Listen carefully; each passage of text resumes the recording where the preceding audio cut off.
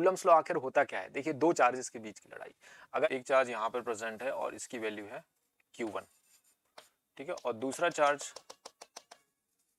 Q2 है, और दोनों का नेचर अभी हम सेम मान लेते हैं दोनों पॉजिटिव चार्ज हैं, तो दोनों में रिपल्सन होगा, दोनों एक दूसरे से दूर भागेंगे। तो सबसे पहले इन दोनों को एक कनेक्टिंग लाइन से जोड़ लेना है। सबसे पहले इन दोनों चार्जेस को कैसे जोड़ लेना है? एक कनेक्टिंग लाइन से। मैं एक कनेक्टिंग लाइन से जोड़ता हूं। देखिए, इस तरह से हम इन दोनों को जोड़ लेंगे।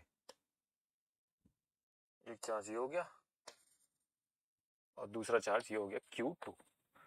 अब दोनों में रिपल्सिव फोर्स लगेगा, तो जो रिपल्सिव फोर्स होगा उसको मैं ऐसे ड्रॉ करता हूं। Q2 Q1 को इधर धक्का मार रहा है और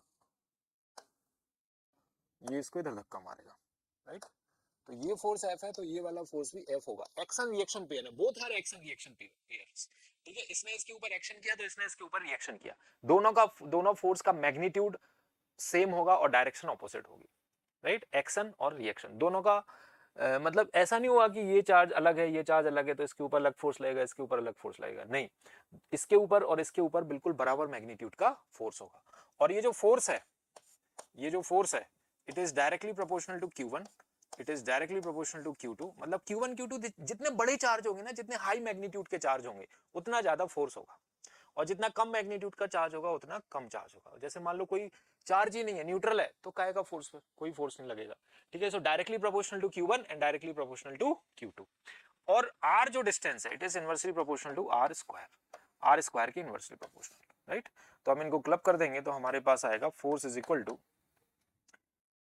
मतलब अगर हम इसको अभी क्लब करें तो force directly proportional to Q1 Q2 by R square, और प्रोपोर्शनलिटी साइन हटा के हमें कांस्टेंट रख देना है फोर्स इक्वल टू। यहाँ पे जो K है, K एक प्रोपोर्शनलिटी कांस्टेंट है, और K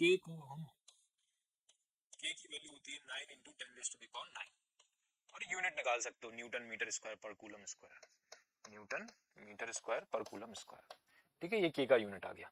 K को थोड़ा सा और बाइफरकेट करेंगे तो K में क्या होता है, एक टर्म होता है 1/4 pi epsilon not, this is also K actually ये होता है K। इसमें जो एप्सिलॉन नॉट है बच्चों, एप्सिलॉन नॉट इसको हम कहते हैं electrical permittivity of free space, electrical permittivity of free space, ठीक है, वैक्यूम की इलेक्ट्रिकल परमिटिविटी। और इसकी जो वैल्यू होती है, इट इज 8.85 इंटू 10⁻12। ऐसा यूनिट हो जाएगा तो इसका सीधा उल्टा यूनिट हो जाएगा कूलम स्क्वायर पर न्यूटन मीटर स्क्वायर, ठीक है।